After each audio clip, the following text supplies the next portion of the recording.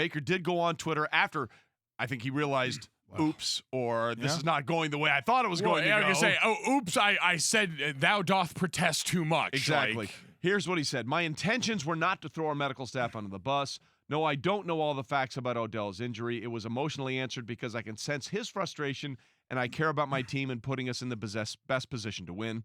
He went on to add, those people within our building know my intentions and where I'm coming from. I truly believe that, and I apologize to those that don't deserve the backlash. Today was a good team win. On to the next one. And I think that's what he had to say after all this. But it does, whether it's questions that were asked or whether it's answers that come for those questions, it does seem like every week it's something around the Cleveland Browns. It just seems like there's always something else that is being discussed other than the X's and O's of the football game. Whether it's a ridiculous T-shirt that had nothing to do with the outcome, but it certainly inspired the other team to play a little better. Whether it's, the contract situation with Odell. It just seems like there's always something else going on in Cleveland. It's just too much. Let's be real. It's always something with Freddie or Baker. Yes. Like this stuff. Or Odell. No, or Odell. This is the first time it's been Odell this year. It really hasn't been a lot I'm of looking Odell. up at this now, and I say, when I first heard all this stuff, because last week when this happened with Odell, and he's coming out and saying the media is making a big deal out of this, and people are going to try, and I was like, I wonder how quickly people are going to try and latch back onto that narrative that Odell's a distraction. And for the Browns, the anticipation coming into the season, they have 3 more games at Arizona, home to Baltimore, and at Cincinnati. And they need to win one of those just to match their win total from last year. Everybody was talking about this as a team ready to take the next step, get that 9 or 10 wins and make it to the playoffs. They got to win one of those, 2 of those to have more wins than last year. Last year they were 7-8-1.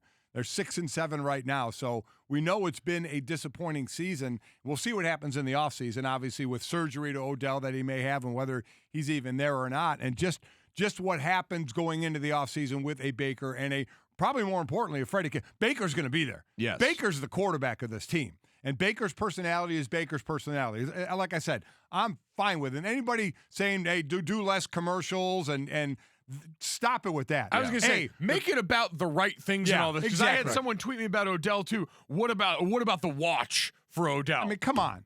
Let's stick to things that make a difference. The commercials are shot in the offseason. The commercials are great, by the way. Hey, they are great commercials. Make all the money They're you shot can. in the offseason. Don't even put that with his play. It does not match up at all. Just talk about the relevant things. And the relevant conversation is going to be Freddie Kitchens. What did we say at the beginning of the season?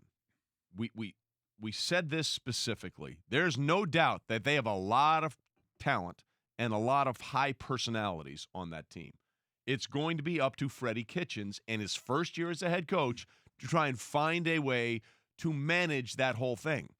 That has not gone down. And that has been the thing. I think that has been the problem for this team. Are they still the most penalized team in football, by the way? I think for most of this season, they have been the most penalized team in football. I don't know if the last couple of weeks have changed that one way or the other. We can look that up. But that's all part of it, right? I mean, Herm Edwards has a great saying. You're either coaching it or allowing it to happen, one way or the other, when it comes to this kind of stuff. And there's just too much about everything else except what it should be about. And it just continues to be that. They actually don't lead right now. The Jacksonville Jaguars lead. Congratulations, Jacksonville. 115. The Raiders 107. Tampa Bay 106. Cleveland 105. So they've dialed that down a little bit. Good. I just can't believe, and again, like this is where I get frustrated because we want to sit here and I think accurately criticize some things that are worth it in this, that are actual examples of being because what you said, Dad, and what we bring up all the time is so true. It boils down to being a good teammate. Like in that instance in the press conference, Baker Mayfield was not a good teammate to his training staff there. Trying to be a good teammate to Odell. Exactly. Yeah. But could they have been in the wrong and could there be things that we've all been around training staffs that have not operated in the best interest of people or have made mistakes at times? That's not the issue. The issue is publicly throwing them under the bus that way. The same way Baker would never look at his left tackle after a sack and go, well, yeah, our left tackle really whiffed on that one and got me killed, because you'd have to answer to dude in the locker room the next day. And that would be a thing. Like that's a spot like, again, separate the noise, the commercials, Odell wearing a watch, like those things aren't real. No one in a locker room or an organization actually cares about that stuff. Have a ball with that, man. That stuff is all things that we latch onto and try and make part of all this. but it's not real in the way that a lot of this other stuff is when you've got to go and answer to your teammates who are top to bottom in that building in this way. Okay, so let's do the most real thing ever with Cleveland, right? I think we all agree there's plenty of talent on both sides of the ball outside of the offensive line, which they did not take care of in the offseason. Has been their bugaboo. I remember Myles Garrett suspended for the rest of the year, so Correct. they haven't had indefinitely, and we don't even know who's going to be in the next year. Yeah. So the question then becomes, okay, they fell flat this year. There's no question about it. How do you fix it going forward? Fix the O-line. Yeah. That's the start to me, I think, right?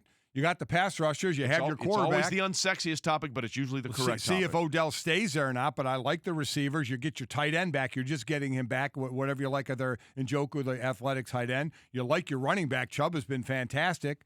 So your secondary, they've gone through some injuries. I'd say the first step's got to be the O-line. Yeah, and it's interesting because that's a group they kind of had thought they shipped Kevin Zeitler out of there this offseason in the trade with the Giants, and so he was one of the guys. J.C. Treader they had brought over from the Packers before that. They re-signed their homegrown guy in Joel Bitonio, and those things didn't hit the right way, and the moves they made at tackle didn't hit the right way. So, yeah, you got to fix the cracks in the foundation because I think the rest of it can still be very good. Like, I agree. Baker Mayfield didn't just stop being good. Like, there are still those tenets of that same quarterback, the guy we consistently saw doing those things at Oklahoma, the guy that we saw do it down the stretch of last season. I get it, the stuff about last season competition not being great, but there were things that he did that you can take forward and work with in the right situations. And it's a combination of young quarterback, new parts on that team, and a coach who is trying to balance still being the play caller amongst all his duties as a head coach. You know what else kind of helps as well? He came off a monster rookie year, right, where he broke the record. Peyton Manning's most touchdowns. So this was a tough year. So this is kind of a year of, you know what? Time to self-scout a little bit. Correct. Maybe this is a really good offseason to kind of look at, because he isn't all of a sudden a bad quarterback, but he had a tough year. Yes. With some reasons around it, but he personally, too, had a tough year at quarterback, so a good offseason for him to learn. Because the bottom line is every other team has film on what they thought you did successfully that year before. They're going to take that away from you, and now it's time for you to adjust. We're so glad you're watching ESPN on YouTube. For more sports and analysis, download the ESPN app. And for live streaming sports and premium content, make sure you subscribe to ESPN+. We'll see you there.